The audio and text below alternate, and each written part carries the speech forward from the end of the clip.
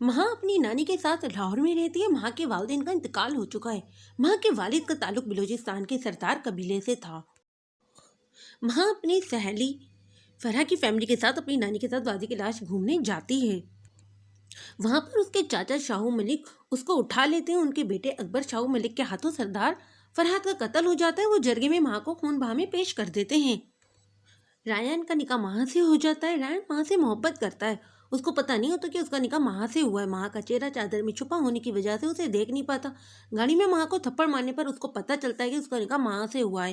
مہا Ryan سے نفرت Ryan college پہنچے تو شام ڈھل رہی تھی۔ برف باری شروع ہو چکی تھی۔ کالج آدھے سے زیادہ برف سے ڈھک چکا تھا۔ اسے دروازے کے آگے سے برف ہٹانا شروع کی اور اندر داخل ہوا۔ اندر گپ اندھیرا تھا، شاید وہ کمرے میں ہوگی، اس نے سوچا۔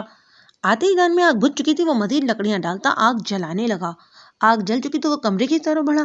نہ جانے کیوں مہا کا سامنا کرنے کی ہمت نہیں ہو رہی تھی۔ اس نے ہلکا سا دروازہ کھولا۔ مہا سو رہی تھی۔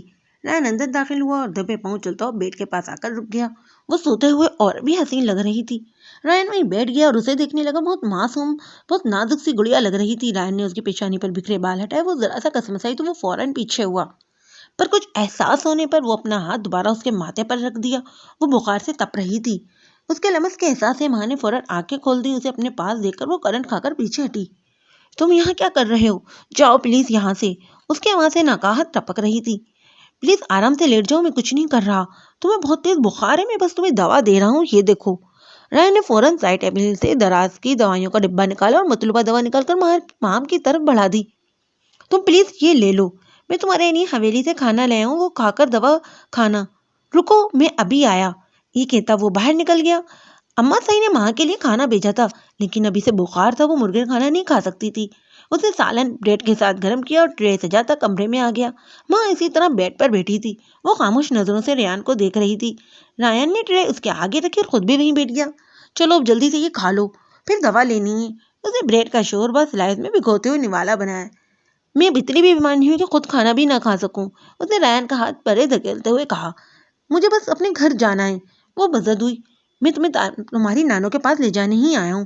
موسم بہت خراب ہے باہر، جیسے کچھ بہتر ہوتا ہے باہر نکلتے ہیں۔ تم پلیز یہ دوا ختم کر لو، میں ادھر سامنے ہی ہوں۔ آج چاہے تم جتنی بھی ضد کر لو، میں یہیں رہوں گا۔ جب طبیعت ٹھیک ہو جائے تب اپنی مرضی کرتی رہنا، رایان نے سنجیدگی سے کہا اور اس کے کچھ کہنے کا موقع دیے بغیر ہی سامنے صوفے پر جا کر بیٹھ گیا۔ وہ خود کو موبائل میں مصروف ظاہر کرتا رہا تاکہ وہ آرام سے کھانا کھا لے۔ اس نے حویلی کال ملائی لیکن سگنل نہیں مل رہے تھے۔ مہا نے بے مشکل ایک سلائس کھایا، دوا لی، پھر ٹرے اٹھا کر باہر جانے لگی تو بری طرح سر چکرایا اور وہیں پر بیٹھ گئی۔ رایان بھاگتا ہوا آیا۔ تمہیں کیا ضرورت تھی اٹھا کر جانے کی، یہیں رکھ دیتی۔ چلو لیٹ جاؤ اب، رایان نے اسے ڈپٹتے ہوئے کہا۔ وہ حیرت زدہ اسے دیکھتی رہی۔ کیا ہے یہ بندہ؟ وہ سمجھ نہیں پا رہی تھی۔ ایک دم اس کا بدل جانا مہا کو مسلسل تشویشناک لگ رہا تھا، لیکن ابھی کچھ بھی مزید سوچنے کی ہمت نہیں تھی۔ وہ آنکھیں مودے لیٹ گئی۔ اس کا بخار کسی صورت کم ہی نہیں ہو رہا تھا۔ وہ نیم بے ہوشی کے عالم میں بس نانوں کو پکار رہی تھی۔ رایان سے اس کی تکلیف دیکھی نہیں جا رہی تھی۔ وہ اس کے سراہنے بیٹھ گیا اور ٹھنڈے پانی کی پٹیاں رکھنے لگا۔ کبھی اس کا سر دبانے لگتا، پھر بخار چیک کرتا۔ وہ صحیح معنوں میں اس کے لیے فکر مند تھا۔ مہا یہ سب محسوس کر رہی تھی، تبھی رایان کی آواز اس کے کانوں سے ٹکرائی۔ مہا، میں نے جب سے تمہیں دیکھا ہے محبت کر بیٹھا، لیکن یہ لازمی نہیں ہے کہ تم بھی مجھ سے پیار کرو۔ تم کبھی نہیں سمجھ سکو گی کہ یک طرفہ محبت کی اذیت کیا ہوتی ہے، اور اس سے بھی بڑھ کر یہ کہ آپ جس انسان سے محبت کرو اسی کی نظروں میں گر جاؤ۔ میں کبھی تمہیں اس طرح حاصل نہیں کرنا چاہتا تھا۔ میں جانتا ہوں تم مجھ سے دور چلی جاؤ گی، پتہ نہیں میں کیسے رہوں گا کہ تم میری ہو کر بھی میری نہ ہو سکی۔ ہو سکے تو مجھے معاف کر دینا۔ اس کی آواز میں آنسو کی آمیزش صاف محسوس ہو رہی تھی۔ مہا آنکھیں موندے لیٹی رہی۔ بخار کا زور ٹوٹ چکا تھا اور وہ اب گہری نیند میں جا رہی تھی۔ اگلی صبح مہا کی آنکھ کھلی تو اس نے دیکھا اس کا ہاتھ رایان کے ہاتھ میں اور وہ وہیں کرسی پر بیٹھے بیٹھے سو رہا ہے۔ یہ پوری رات اسی طرح میرے سراہنے بیٹھا رہا ہے، وہ سوچ کر رہ گئی۔ پیشانی پر بکھرے بال، ہلکی ہلکی بڑی شیف، کالی شلوار قمیض پہنے، آستینوں کو کونیوں تک فولڈ کیے، وہ سیدھا مہا کے دل میں اتر رہا تھا۔ لمحہ بھر اسے اسی طرح دیکھتی رہی، پھر ایک دم اپنی نظریں ہٹا لیں۔ مجھے کسی صورت کمزور نہیں پڑنا، یہ بھی میرے بابا کے قاتلوں کے ساتھ ہے۔ میں اس انسان سے ہرگز محبت نہیں کر سکتی۔ مہا نے اٹھتے ہوئے اپنا ہاتھ چھڑانا چاہا، لیکن رایان کی گرفت بہت مضبوط تھی، جیسے اسے ڈر ہو کہ وہ کہیں چلی جائے گی۔ مہا نے زور سے ہاتھ چھڑایا تو وہ گھبرا کر اٹھ بیٹھا۔ کیا ہوا؟ تم ٹھیک تو ہو نا؟ اس نے مہا کا ماتھا ہولے سے چھوا، پھر ساتھ ہی مطمئن بھی ہو گیا۔ میں ٹھیک ہوں، مجھے جانا ہے یہاں سے۔ ہاں تم فریش ہو جاؤ، میں موسم کے حالات دیکھ لوں پھر نکلتے ہیں، رائن نے سرخ ہوتی آنکھوں کو مسلتے ہوئے کہا اور کھڑا ہوا۔ وہ ابھی تک نیند کے خمار میں تھا، ماں اس کی طرف دیکھنے سے گریز کر رہی تھی۔ وہ بھی آہستہ سے اٹھتی اپنے بکھرے بال سمیٹتے ہوئے کھڑی ہوئی۔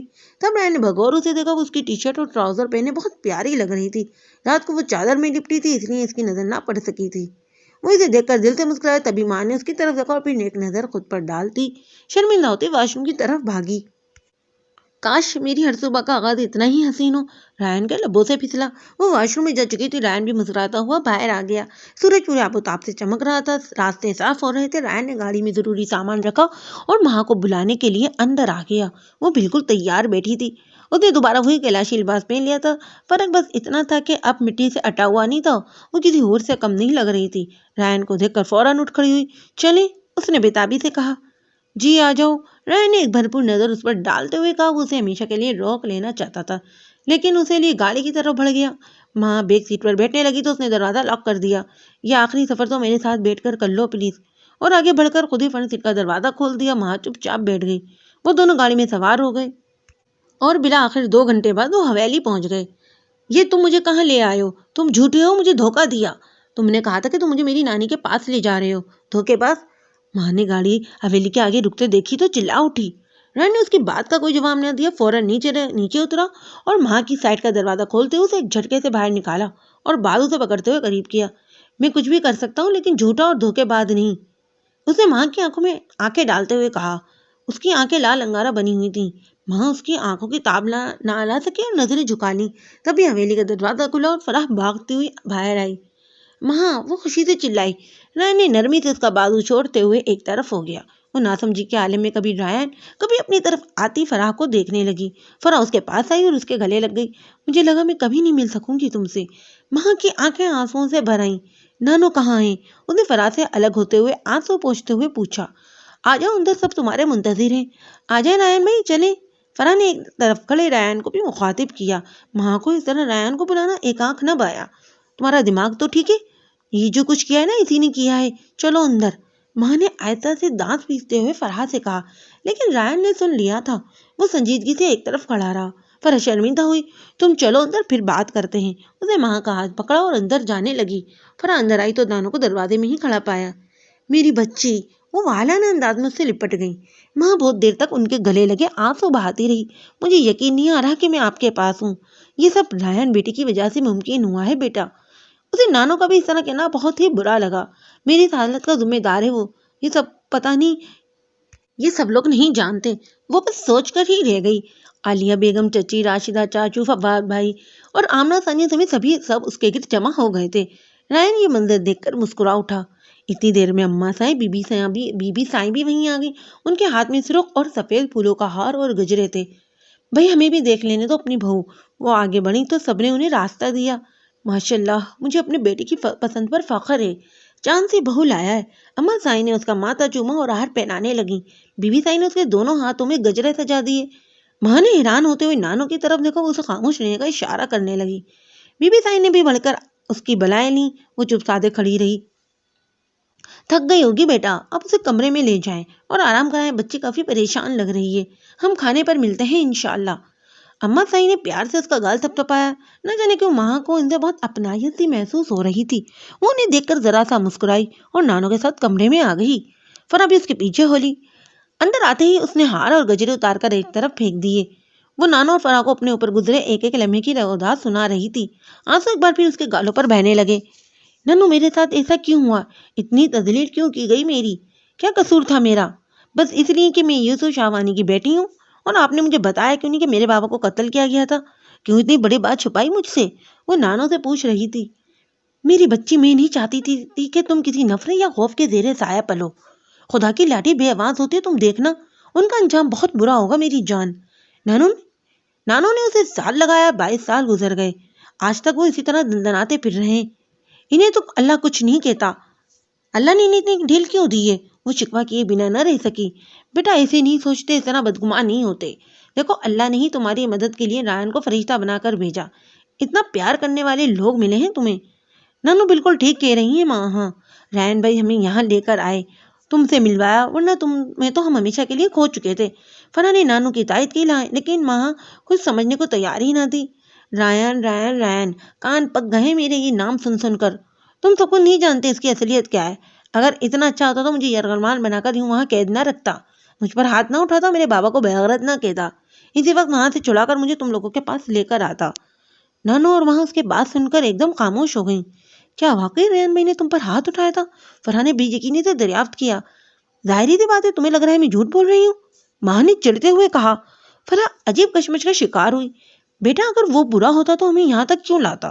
وہ فطرتاً برا نہیں ہے، اسے اپنی غلطی کا احساس ہو گیا ہے، تبھی تمہیں یہاں لے آیا۔ نانو نے اسے ایک بار پھر سمجھانا چاہا۔ نانو پلیز مجھے کچھ دیر آرام کرنے دے، بس چلیں یہاں سے، میں ہرگز اس کے ساتھ نہیں رہوں گی، اسے کہتے طلاق دے کر جان چھوڑ دے میری بس۔ نانو اس کے منہ سے طلاق کا لفظ سن کر بالکل ہی خاموش ہو گئیں۔ انہیں ماں سے اس انتہائی قدم کی امید نہیں تھی۔ فرح بھی مایوس ہوتے ہوئے اٹھ کھڑی ہوئی۔ میں امی کو دیکھوں ذرا، وہ کہتے باہر نکلی اور دروازے پر کھڑے ریان سے ٹکرا گئی۔ اس کی شکل بتا رہی تھی کہ وہ ماں کا لفظ لفظ سن چکا تھا۔ فرح بری طرح بوکھلا گئی۔ وہ ماں کی طبیعت ذرا اپسیٹ ہے۔ ریان ایک لفظ بھی کہے بغیر حویلی سے باہر نکل گیا، گاڑی اسٹارٹ کر دی۔ وہ مجھ سے طلاق چاہتی ہے، بار بار ماں کی آواز اس کے کانوں میں گونجی۔ وہ اسپیڈ اور بڑھا دیتا ہے، گاڑی بھگاتا انجانے میں کب شاہوانی قبیلے کی طرف نکل گیا اسے پتہ ہی نہ چلا۔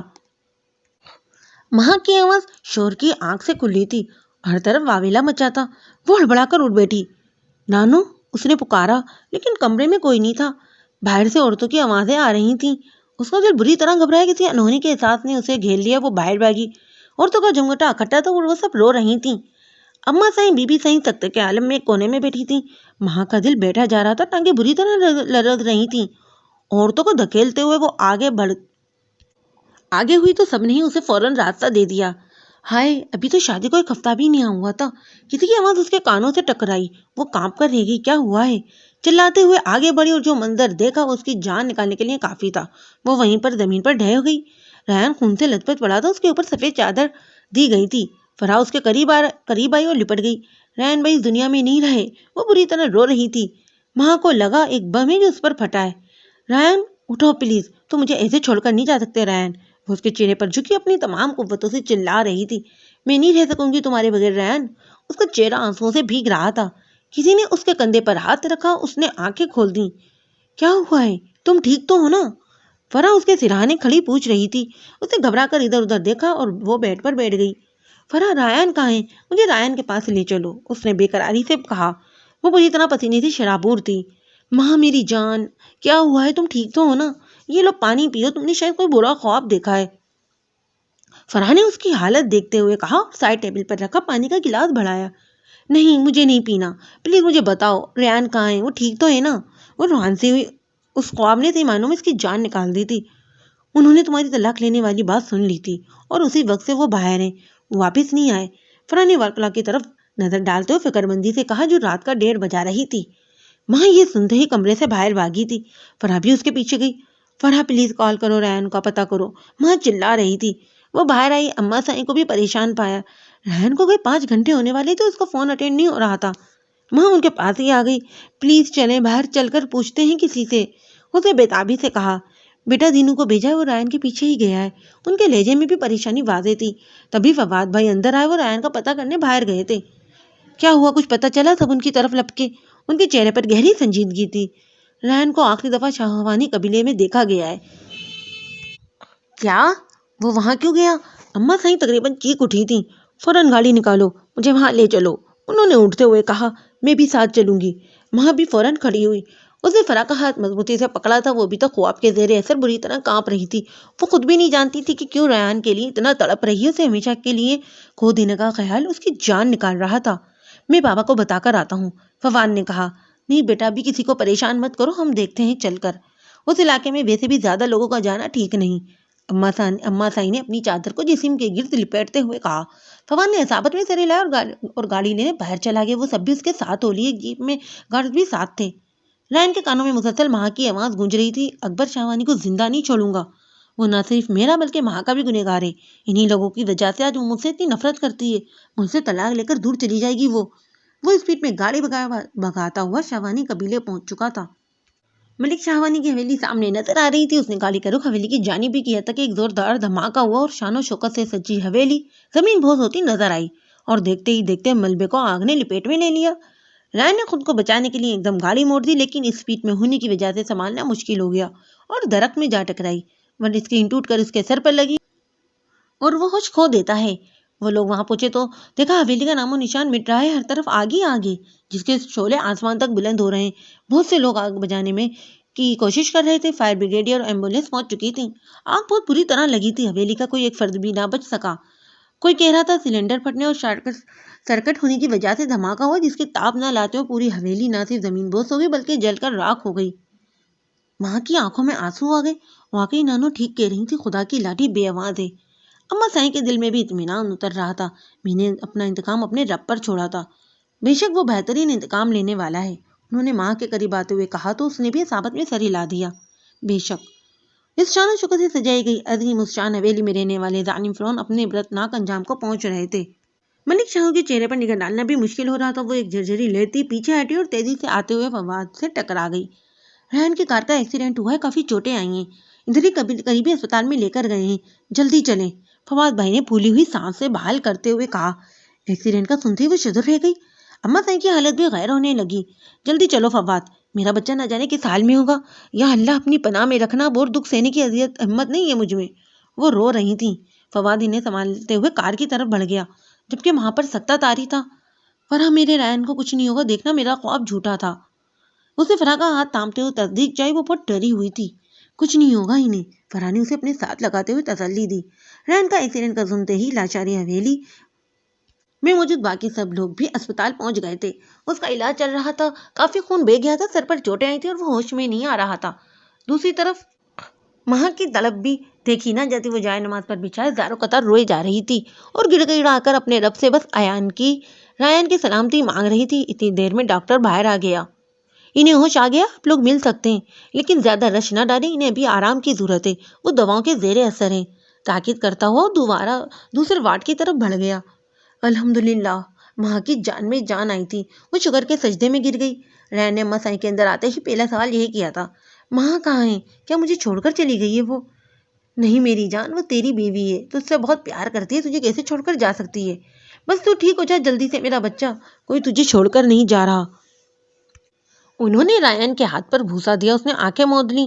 اسے اما سائیں کی بات سے تسلی نہ ہوئی، وہ بس خاموش ہو گیا۔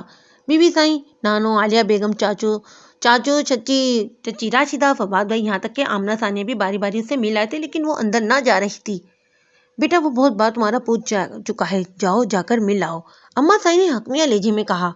ہاں بیٹا جاؤ، وہ تمہارا انتظار کر رہا ہے، نانو نے بھی تائید کی۔ وہ بیچارگی سے فرح کی طرف دیکھنے لگی، جو وہاں کی حالت دیکھ کر ہنس رہی تھی۔ آ جاؤ میں لے جاتی ہوں، ہماری لڑکی مجھ سے شرما رہی ہے، فرح نے کہا، ساتھ ہی ماں کا بازو پکڑتی اندر کی طرف بڑھی۔ شرماتی تو ہماری لڑکی بھی بہت ہے ویسے، فواد کی دھیمی آواز بس اس کے ہی کان میں پڑی تو وہ جھپ گئی۔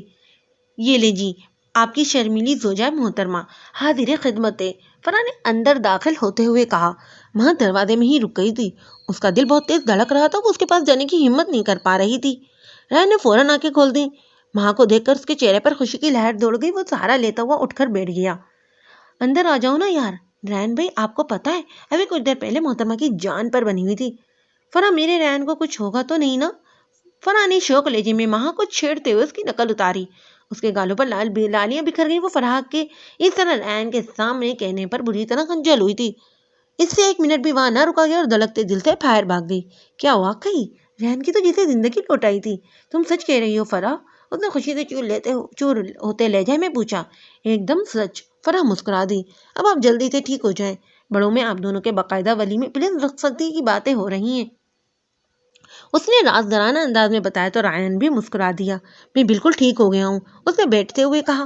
وہ واقعی بہت بہتر محسوس کر رہا تھا، اور پھر یہی ہوا شام تک وہ ڈسچارج ہو کر گھر حویلی آ گیا تھا۔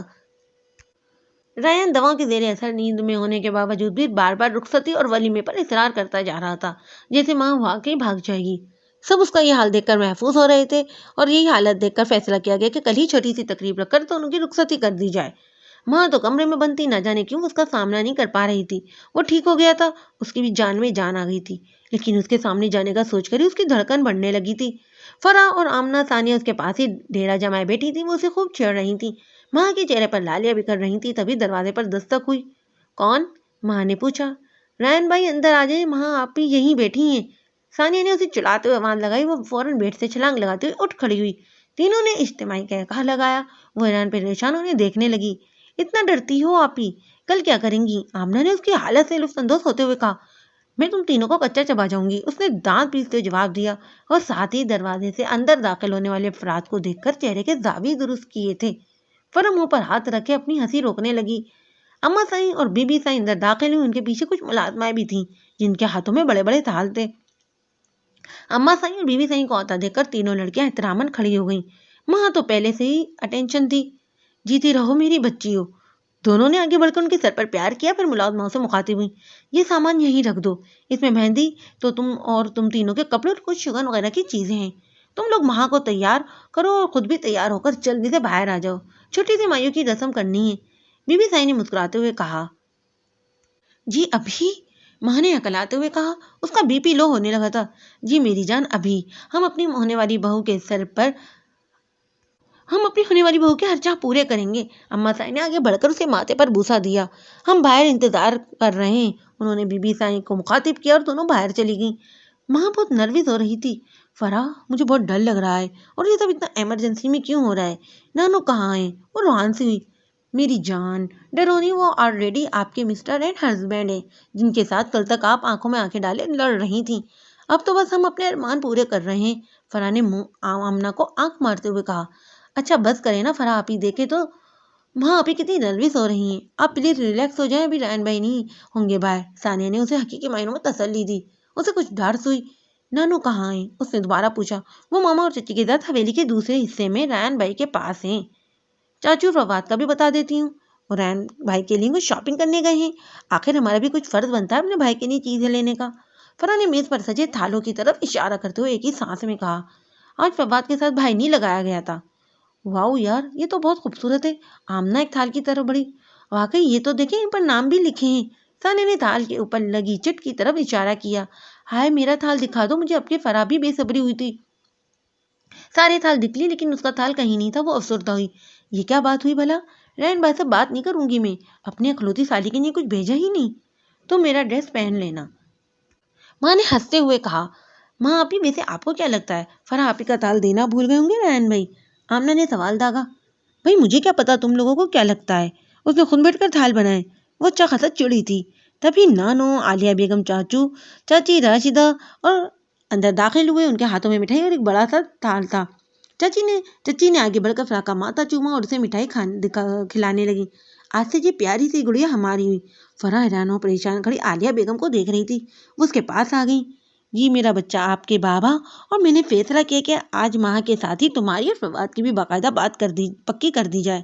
آپ کی چچی فواد کے نام کی انگوٹھی پہنانا چاہتی ہیں، پھر جب آپ کے بابا آئیں گے تو نکاح کر دیں گے۔ وہ مسکرائی تھیں۔ عالیہ بیگم فواد کے لیے اس کی پسندگی محسوس کر چکی تھی، اس لیے آسانی سے یہ فیصلہ لے لیا، لیکن اچانک اتنا سب کچھ ہونے پر وہ اب بھی بری طرح کنفیوز ہو رہی تھی۔ چاچو اور چچی نے آگے بڑھ کر اس کے سر پر پیار کیا۔ بچیوں بس جلدی سے اپنی بھابھی اور ماں آپی کو تیار کروا کر باہر آ جائیں، ہم باقی تیاریاں دیکھتے ہیں، چاچی نے کہا اور باہر نکل گئے۔ چچی راشدہ نے بھی ان کی پیروی کی۔ نانو، عالیہ بیگم چاروں لڑکیوں کو مٹھائی کھلا کر پھر باہر نکلی۔ ان کے چہرے حقیقی خوشی سے چمک رہے تھے۔ ماں نانو کو اس طرح خوش دیکھ کر بہت پرسکون ہو گئی تھی۔ وہ فرح کی شکل دیکھ کر ہنستی جا رہی تھی۔ پھر کیسا لگا میری جان؟ اب کی بار تنگ کرنے کی باری ماں کی تھی۔ ماں کی بچی زیادہ خوش نہ ہو، فرح چلائی۔ اچھا پلیز، اب دونوں باقی کی لڑائیاں اپنے اپنے پارٹنر کے ساتھ کریے گا، اب جلدی سے تیار ہوتے ہیں۔ آمنہ نے سلجھ و لہجے میں کہا تو ثانیہ نے فوراً ہی تھال کھول کر کپڑے نکالنے لگی۔ ہلکے سبز رنگ کا کامدار فراق پر لائٹ پنک اور زرد رنگ کا حسین سوٹ تھا، سر پر لائٹ پنک دوپٹہ جس کا بارڈر نفیس کام سے بھرا ہوا تھا، کانوں میں تازہ پھولوں کی بالیاں سجا، دونوں کلائی میں بھر بھر کر زرد رنگ کی چوڑیاں پہنے ماں تیار تھی۔ فرح بھی ٹی پنک اور گرے فراق پہنے، سر پر پنک کامدار دوپٹہ اور کانوں میں نفیس جھمکے کی سجائے بالکل تیار کھڑی تھی۔ اب وہ دونوں قداور آئینے کے سامنے کھڑی خود کو حیرت سے دیکھ رہی تھیں۔ وہ دونوں ہی بلا شبہ بہت حسین لگ رہی تھیں۔ آمنہ اور ثانیہ اب ان کی تیاری کو فائنل ٹچ دے رہی تھیں۔ ماشاءاللہ بہت روپ آیا ہے آپ دونوں پر، سچی بغیر کسی میک اپ کے ہی اتنا کھل رہی ہیں، آمنہ نے بھرپور نظر ڈالتے ہوئے کہا۔ ثانیہ نے بھی تائید کی۔ واقعی میں نے آج تک اتنا روپ نہیں دیکھا کسی دلہن کا، اس نے بڑی بیبیوں کی طرح کہا تو سبھی ہنس دیں۔ جلدی کرو بیٹا، اور کتنی دیر ہے؟ نانو، عالیہ بیگم داخل ہوئی، پھر ان دونوں کو دیکھتی رہ گئیں۔ माँ फरा माशाल्लाह तुम दोनों बहुत प्यारी लग रही हो। नानू ने आगे बढ़कर दोनों की बलाएं उतारी। आलिया बेगम ने फटाफट बैग से पैसे निकालकर इन पर से वार किए थे। मेरी बच्चियां साथ खेलते खेलते कब इतनी बड़ी हो गई पता ही नहीं चला। नानू ने आंखों में आंसू पोंछते हुए कहा। आलिया बेगम भी गमगीन हो गई। माँ तो वैसे ही काफी देर से अपसेट थी, अब नानू से जुदाई का ख्याल आया तो वो भी रुआंसी हो गई। नानू ने उसे गले लगा लिया। तभी दरवाजे पर दस्तक हुई और फवाद की एंट्री हुई। क्या मैं अंदर आ सकता हूँ? डार्क ब्राउन कुर्ता शलवार और कंधों पर अजरक मिला वो बहुत जच रहा था। उसने किनकी उसे फराह को देखने की कोशिश की, जो उसके अंदर दाखिल होते ही बुरी तरह घबराई थी और अब पास पड़ी चादर पकड़े घूंघट मुंह तक खींचने लगी, क्योंकि अपना दुपट्टा तो पिन की मदद से सर पर ऐसा फिक्स था कि हिलने का नाम ही नहीं ले रहा था। भाई आप ऑलरेडी अंदर आ चुके हैं, सानिया ने हंसते हुए छेड़ा तो वो खंजल हुआ। वो असल में ना आप दोनों को बताने आया था कि बाहर वो दूल्हा मियाँ आ चुके हैं, सब आपका इंतजार कर रहे हैं। अच्छा जी, जरा सब्र तो नहीं हुआ ना? जरा सब्र नहीं हुआ दूल्हा मियाँ से? आलिया बेगम ने आगे बढ़कर प्यार से उसके कान खींचे। चलो तुम आ रहे हैं हम। उन्होंने प्यार से उसका गाल थपथपाया। वो साइड पर होता आमना के पीछे छुपी फराह को देखने की नाकाम कोशिश करता हुआ बाहर निकल गया। मगर नानू भी उसकी बेताबी देखकर हंस दी। आ जाओ आलिया, इन्हें लेकर बाहर चले, नानू ने कहा तो आलिया बेगम सर रजाबत में लाते हुए आगे बढ़ी और माया के लिए खास बने पीले दुपट्टे से माँ को अच्छी तरह घूंघट दिया। मुझे कोई घूंघट नहीं मिलेगा, मैं किस चीज में छुपूंगी? फराह ने घबराते हुए पूछा। जब आपको मायूं बिठाएंगे तो पूरा महीना छुपा कर रखेंगे, ठीक है? आ जाओ चले, आलिया बेगम ने उसे साथ लगाते हुए प्यार किया और बाहर ले जाने लगी। आमना और सानिया भी साथ हो ली। माँ और फराह ने एक दूसरे का हाथ मजबूती से थाम लिया। हवेली को दुल्हन की तरह सजाया गया था। हाल में हर तरफ गेंदे के फूल की लड़ियां सजी थीं। बीच में चादर बिछाकर साइड पर रंगीन कुशन्स रखे थे। एक तरफ सोफे सजे थे और स्टेज की शक्ल दी गई थी। एक पर रायन और फरवाद बैठे थे और दूसरा इन दुल्हनों के लिए सजाया गया था। वो दोनों स्टेज के करीब आई तो अम्मा साईं और बीबी साईं फौरन उनकी तरफ बढ़ी। घूंघट उठाकर उनके बलाए ली और पैसे वार करके पीछे खड़े वो लाजमीन को पकड़ा दिए। वहां का घूंघट उठा तो उसने देखा सामने डार्क ब्लू शलवार कमीज में मुलव्विस, कंधों पर आवट चादर डाले रायन कयामत ढा रहा था। दोनों की नजरें टकराई। उसके दिल ने एक बीट मिस की। वहां ने फौरन नजरें झुका ली। रायन ने उसकी नजरें झुका लेने पर मुस्कुरा दिया। इतनी देर में चच्ची राशिदा भी आ गई। वो दोनों के सर पर प्यार करती उन्हें स्टेज की तरफ ले गई। माँ और फरा एक सोफे पर, जबकि रायन और फवाद थोड़ा सा दूर दूसरे सोफे पर विराजमान थे। मेरा ख्याल है अब हमें रस्में शुरू कर देनी चाहिए, आलिया बेगम ने कहा। जी जी जरूर, चच्ची राशिदा ने भी तायद की। नानू फराह को वहीं ले आई जहां फवाद और रैन बैठे थे। रैन फौरन इसे जगह देते हुए खड़ा हुआ। फराह और फवाद के पहलू में बैठ गई। फवाद के दिल में तो लड्डू फूटने लगे। चले जी बिस्मिल्लाह करें। बीबी साईं और अम्मा साईं भी आगे की तरफ आ गईं। आमना ने फराह के बाबा को स्काइप पर कॉल साथ लिया। ये ले हमारी तरफ से अंगूठी आप पहनाएंगी। चाचू ने अंगूठी निकालते हुए अम्मा साईं की तरफ बढ़ा दी। नहीं नहीं, मैं कैसे, आप पहनाए, उन्होंने हिचकिचाते हुए जवाब दिया। आप हम सबकी बड़ी हैं, आप पहनाएंगी तो हमें अच्छा लगेगा। चची ने अपना भरे लहजे में कहा तो उन्होंने मुस्कुराकर सर हिला दिया। कोई हमसे भी पूछ ले कि हमें क्या अच्छा लगेगा, हवा ने आहिस्ता से कहा तो फराह मजीद समेट गई। अम्मा साईं आगे बढ़ी। लाओ बेटा अपना हाथ आगे करो। फराह ने कांपते हुए दोनों हाथ आगे कर दिए। सब हंस पड़े। अम्मा साईं ने प्यार से उसका बायां हाथ पकड़ा और तीसरी उंगली में फवाद के नाम की प्यारी सी अंगूठी सजा दी। ये लीजिए, ये आप पहना दीजिए। आलिया बेगम ने झट से अंगूठी निकालकर बीबी साईं की तरफ बढ़ा दी। फवाद ने बड़ी फुर्ती से हाथ आगे किया था। सब एक बार फिर खिलखिलाकर हंस दिए। बहुत बहुत मुबारक हो भाई। सब एक दूसरे को मुबारकबाद देने में मसरूफ थे। रैन मौका का फायदा उठाते हुए कुछ दूर सोफे पर बैठी माँ की तरफ बढ़ाई था कि न जाने कहाँ से सानिया सामने आ गई। हाँ, किधर चले दूल्हा मियाँ? वो रास्ता रुके खड़ी थी। सानिया ने इसके हाथ से गुलाब जामुन पकड़ते हुए कहा और खाने लगी। वो ना समझी के आलम में खड़ा रहा। माँ घूंघट ओढ़े बैठी थी, इसलिए उसकी शक्ल तो ना देख सकी, लेकिन बातें सुनकर अच्छा खासा महफूज हो रही थी। तभी नाना आ गई। सबका रुख उनकी तरफ था। आ जाओ, रस्में शुरू करें। रायन कहाँ है? आप यहाँ क्यों खड़े हो? आओ बेटा बैठो। उन्होंने रायन का बाजू पकड़ा और माँ के साथ बैठा दिया। इसकी तो जैसे ईद ही हो गई। माँ का ऊपर का सांस ऊपर और नीचे का नीचे रह गया। वो खुद को रिलैक्स करने की कोशिश करने लगी। रस्मों का आगाज हो चुका था। सब बारी बारी आकर दोनों को मेहंदी लगाते और मिठाई खिला रहे थे। रैन के चेहरे से खुशी टपक रही थी। उसने आहिस्ता से सामने देखते हुए पूछा, तुम खुश तो हो ना? वो कुछ ना बोली, घूंघट ओढ़े मुस्कुराती रही। अच्छा सर ही हिला दो। वो अब भी चुप रही। तुम माँ ही हो ना, कहीं मेरी दुल्हन बदल तो नहीं गई? माँ ने उसके हाथ पर जोर से चुटकी ली। वो कर्राते हुए हाथ मसलने लगा। क्या हुआ बेटा? करीब खड़ी नानों ने घबरा कर पूछा। कुछ नहीं, वो बस जरा पिन चुभ गई थी। सोफे पर रखी थी, किसी ने, मैंने फेंक दी। उसने अपनी सफाई पेश की। माँ उसकी बात सुनकर खिलखिलाई।